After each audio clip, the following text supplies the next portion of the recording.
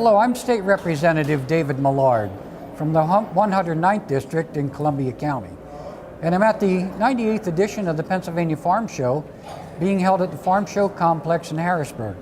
And with me today is Secretary George Gregg, who is the Secretary of Ag for Pennsylvania. Secretary Gregg, this being the 98th edition of the Pennsylvania Farm Show, pretty special, 98 years in a row. And what sets this apart from other expositions across the nation like this? Well, the Farm Show Complex is the largest agricultural expo hall in the nation. So, and Pennsylvania is more agriculture than most people believe, most people would think. So, other than New York, we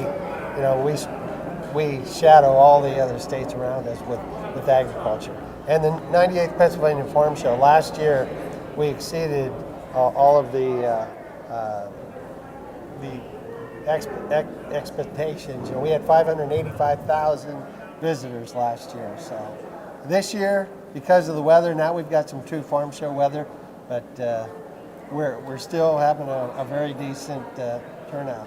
And traditionally, you mentioned the weather, and you're right, it's normally cold. This is held the first part of January every year, and it always amazes me that pretty much all 67 counties are represented here at this farm show with the agricultural products, ag tourism, number 1, 2 industries in Pennsylvania, and clearly evident in the halls and the chambers here at the Farm Show Complex. Now, could you tell us a little bit about what some of the major events are this year? What's going on? Well, this year we're celebrating 60 years, 60th anniversary of the Farm Show Milkshake. And one of the neat things about this year and 60 years is we have 3 young ladies up there serving milkshakes who have been here for all 60 years. One of them was 21, one of them was 24, and one was 30 when they started. So. Wow. They have been here every day except Sunday serving milkshakes, so that's a big deal. And I noticed that the butter sculpture highlights the milkshake 60th year, and I understand that after this is all said and done, that butter is actually recycled for fuel. That's correct. We melt that butter down. It goes into a methane digester on a farm in Pennsylvania. We have 38 methane digesters in Pennsylvania, and it will be turned into electricity. Wow, that's just amazing that, from start to finish, that a product just keeps on going. With the animals, all of the animals that are here, and there are probably thousands if we took the time to count each and every animal that's here, that takes an awful lot of veterinary oversight, I would think, if you'd care to comment on that. Yes, it does. Well, our veterinaries from the Animal Health and Diagnostic Commission are constantly over here checking on animals. We do walkthroughs pretty much every morning, every evening, and we have veterinaries on hand here for any instance where an animal would get hurt, get injured, or show signs of some type of sickness or disease. We want to nip that in the bud in case there would be some type of disease that might be transmitted to humans, and we can kind of curtail that. And I'm sure that there's an awful lot of paperwork that precedes individuals bringing these animals in, and a lot of oversight goes into scrutinizing that paperwork and everything. And you mentioned the fact that if there is something that you want to catch it in the bud and certainly not do anything to let it go out into the public and all of that. But while you're on that subject, I would like to thank you and the legislature for, we eliminated the patient-client relationship form, which was just an added bit of red tape for the people who show at the fairs and at the farm show, and that helped out a lot. Well, thank you. I appreciate hearing that. And as I walked over here today to do this interview with you, there was an auction going on. And I know that some of the animals that are here, there's quite a path that the animals have to take to be here at the farm show. And would you care to comment on some of the prices and where that money eventually goes? Well, we do want to thank the buyers there because the money from those champions is going to be used for farm show scholarship. We have farm show scholarship and goes to the recipients of those scholarships. So we gave away last year at the farm show scholarship committee gave away their $1,000,000th in farm show scholarships. That's amazing. And I think one area to highlight the importance of agriculture and an exposition like this in Pennsylvania is all of the fairs across Pennsylvania and the involvement in all 67 counties in 4-H and FFA, and what that means on our individual dinner plates at our supper table.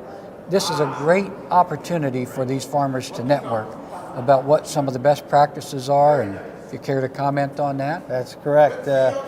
Fairs are a great place for farmers to share notes and compare notes, and it's just and fairs are also a stepping stone for the farm show. So, like, you know, the winners at the different fairs compete in districts, and then they make their way to the farm show, which is.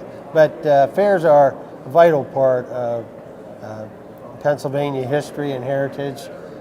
They are, you know, it's a showcase of Pennsylvania agriculture. And also the fairs and the farm show are good educational tools for us because so many generations now have been away from the farm. You know, used to be everybody was on a farm. Before that, there was their grandfather's farm, things like that.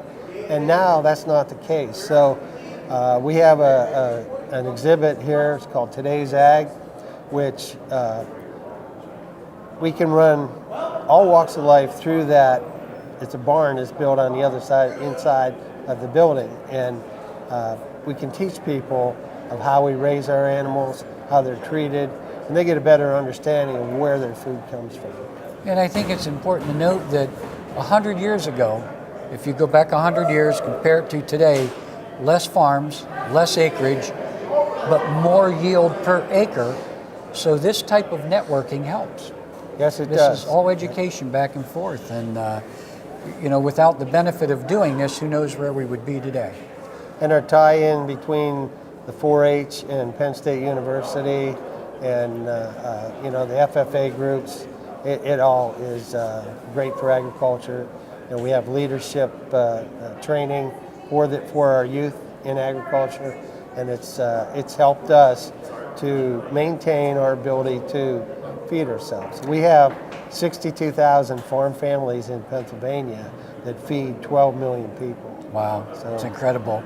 And our fairs play a very important part in this network of showcasing agriculture. Yes, they do.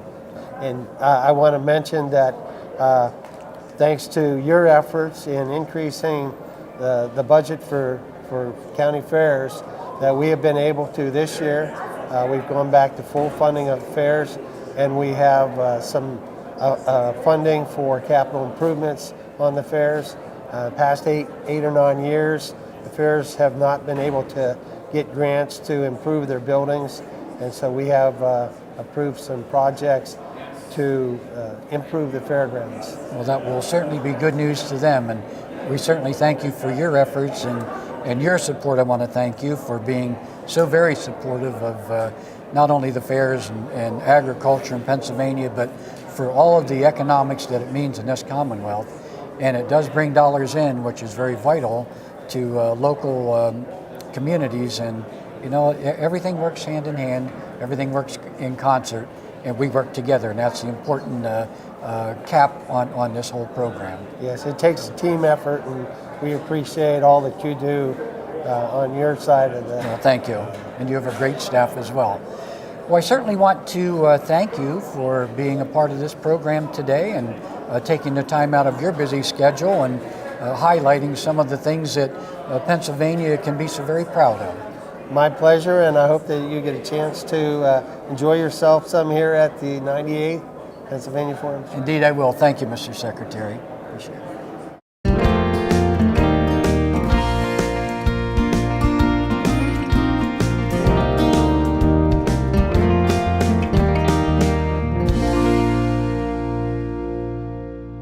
My name's Chris Herr, Executive Vice President, Penag Industries. Penag represents about 600 agribusiness companies in Pennsylvania.